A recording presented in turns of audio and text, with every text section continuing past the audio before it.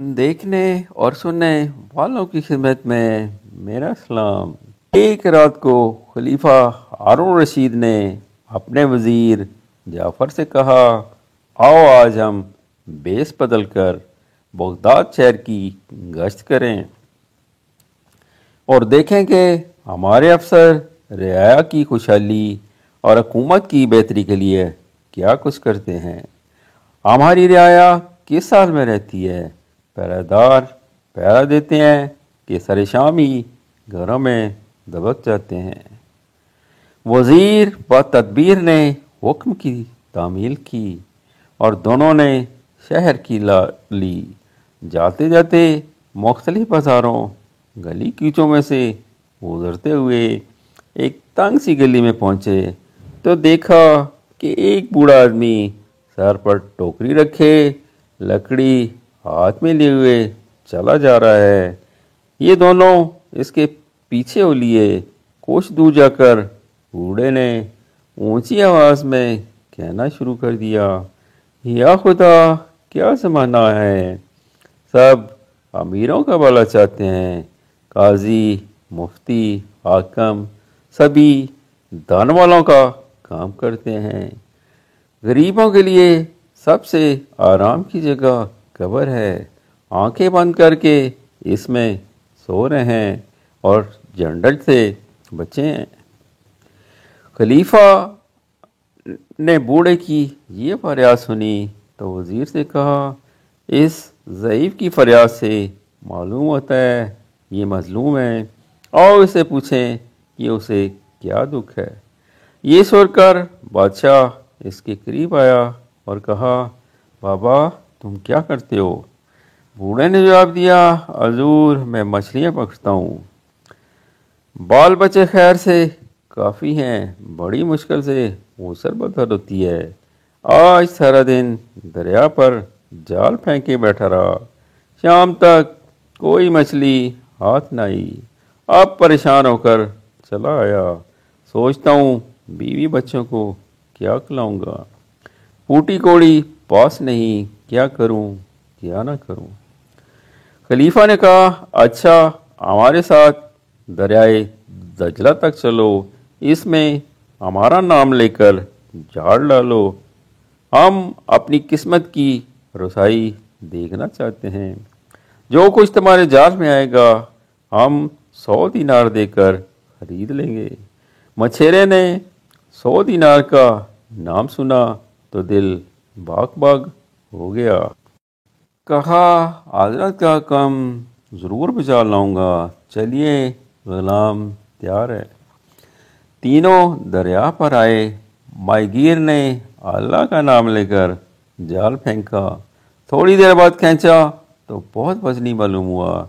समझा कोई भारी मछली फंस गई है, लेकिन जब जाल किनारे तक लाया तो देखा कि वो एक संदूक था।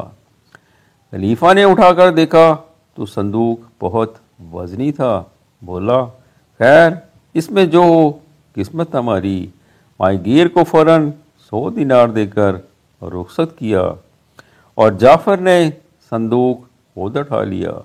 जब शाही महल में ले गए, शमा की रोशनी में दोनों वज़ीरों जाफ़र और मसरूर ने संदूक खोला तो इसमें खजूर के पत्तों की एक डिबिया निकली जो सुर्ख धागे से सिली हुई थी।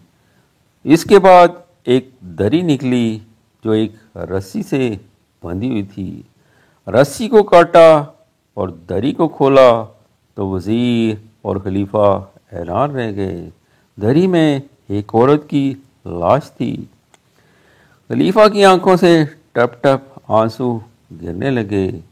वो वज़ीर जाफ़र की तरफ देखते हुए बोला, ए गाफिल इंसान, तेरी वजारत का ये हाल है। अगर इसी तरह मेरी रियाया के लोग कत्ल होते रहे तो बहुत जल्द शहर के शहर उजड़ जाएंगे। क़यामत के रोज़ खुदा को क्या मुँह दिखाऊंगा। क्या मुझे तू जन्नत बचाना चाहता है। खुदा की कसम मैं इस औरत के खून का बदला लूँगा। अगर तुम इस औरत के कातिल को तलाश ना कर सके تو تجھے اس محل کے دروازے پر سولی چڑھا دوں گا، تیرے ساتھ 40 عزیزوں کی بھی جان لوں گا، ہرگز جیتا نہ چھوڑوں گا۔ وزیر جعفر نے ہاتھ باندھ کر عرض کی، غلام کو 3 دن کی مہلت عنایت فرمائیے، چوتھے روز قاتل آپ کے سامنے ہوگا۔ خلیفہ نے 3 دن کی مہلت دے دی اور جعفر رخصت ہوا۔ راستے میں سوچتا تھا کہ اس عورت کے قاتل کو کیوں کر گرفتار کر سکوں گا، جبکہ میں اس کا عطا پتہ ہی نہیں جانتا۔ اگر کسی بے گناہ کو قاتل ٹھہرا کر لے جاؤں گا تو حشر کے دن خدا کو کیا منہ دکھاؤں گا۔ کچھ کرتے درتے بن نہیں آتی، عقل بیکار ہو جاتی ہے۔ یا خدایا تو ہی مدد کرنا، تو ہی میری مدد کرنا، میری جان اور میرے 40 عزیزوں کی ناک جان جائے گی۔ چوتھے روز وزیر جعفر خلیفہ ہارون الرشید کے سامنے پیش ہوا۔ بادشاہ نے پوچھا، کہو قاتل کہاں ہے؟ وزیر نے جواب دیا، حضور بندہ غیب کا علم نہیں جانتا، میں کیا جانوں اس عورت کا قاتل کون ہے؟ اس پر خلیفہ آگ بولا ہو گیا اور حکم دیا، بلاؤ جلاد کو، اس غافل اور فرض ناشناس کو اسی دم سولی چڑھاؤ اور شہر میں منادی کرا دو کہ آج جعفر وزیر ماں اپنے 40 رشتہ داروں کے سولی پائے گا۔ جس کو یہ عبرتناک تماشا دیکھنا ہو چلا آئے۔ ڈنڈورے کی آواز سن کر لوگ جوکتا جوک جمع ہو گئے، مگر سب حیران تھے کہ اس کا کیا سبب ہے، جعفر وزیر کو پھانسی کیوں دی جاتی ہے، خلیفہ وقت اس پر یہ ستم کیوں ڈانا چاہتا ہے۔ خلیفہ نے حکم دیا، سولی لاؤ۔ جب سولی لائی گئی تو جعفر اور اس کے 40 رشتہ داروں کو سولی کے نیچے کھڑا کیا گیا۔ جلاد منتظر تھا، اشارہ پاتے ہی ان سب کو سولی پر چڑھا دوں۔ عین اسی لمحے ایک نوجوان قیمتی لباس پہنے بھیڑ کو کاٹتا ہوا سیدھا وزیر جعفر کے پاس جا رکا، بولا، اے وزیر اعظم مبارک ہو، خدا نے تمہاری جان بچا لی۔ اس عورت کا قاتل میں ہوں، اس کے خون کا بدلہ مجھ سے لیا جائے۔ اسی وقت ایک بوڑھا بھیڑ کاٹتا ہوا آگے بڑھا اور غل بچایا، اے وزیر اس نوجوان کی بات کا یقین نہ کرنا، اس عورت کا قاتل میں ہوں۔ یہ نوجوان مفت میں اپنی جان گنوانا چاہتا ہے۔ یہ حیرت انگیز واقعہ دیکھ کر جعفر ان دونوں کو بادشاہ کے روبرو لے گیا، طاقت کو بوسہ دے کر کہا، عالم پناہ اس عورت کے قاتل حاضر ہیں۔ پھر جعفر نے بادشاہ کو بتایا کہ اصل میں قاتل ایک ہی ہے، مگر یہ دونوں ایک دوسرے کو بچانا چاہتے ہیں۔ بوڑھا چاہتا ہے کہ وہ سولی پائے اور نوجوان چاہتا ہے کہ بدلہ اس سے لیا جائے۔ خلیفہ نے حکم دیا، یہ بات ہے تو دونوں کو سولی پر لٹکا دو۔ وزیر بولا، شاہ عالم ایک قتل کی عوض 2 کو پھانسی دینا انصاف نہیں، جبکہ قاتل صرف ایک ہے۔ تب خلیفہ نے کہا، تمہیں قسم ہے جو اصل قاتل ہے وہ آگے آئے اور سارا ماجرا بیان کرے۔